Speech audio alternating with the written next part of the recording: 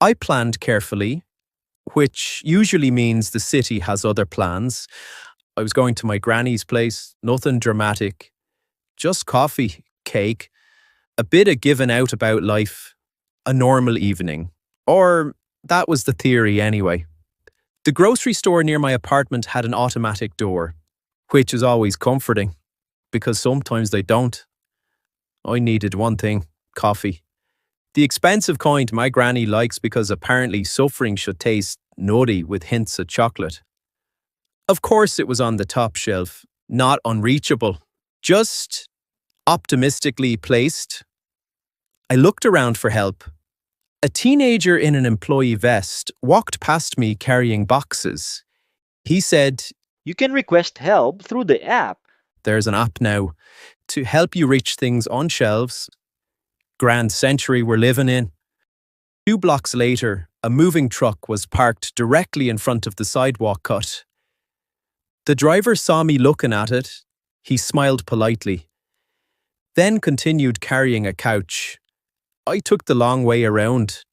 The city loves a long way around.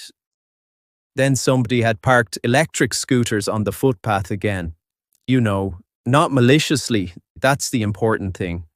Most obstacles aren't created by villains, just people who never imagined somebody else's route through the world. I managed to squeeze past the electric scooters.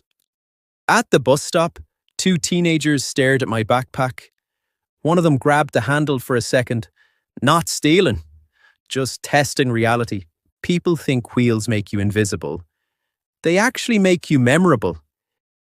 It started raining. Not cinematic rain. The annoying kind. Cold enough to matter.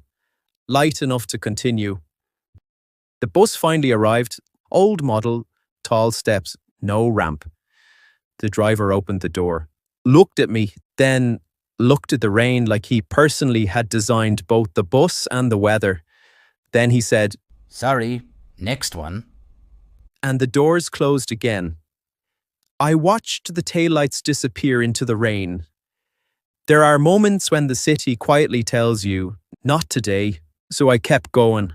Wet gloves, wet sleeves, wet wheels. The construction site near 8th Street had closed the sidewalk completely. A bright yellow sign said, "Pedestrians this way." Technically, I was a pedestrian. Technically.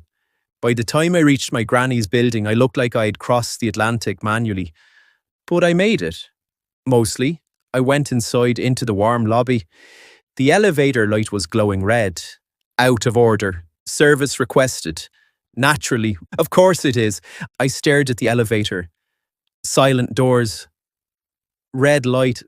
I kept staring. 3 floors, 3 bloody floors. I tightened my grip on the wheels. Feck,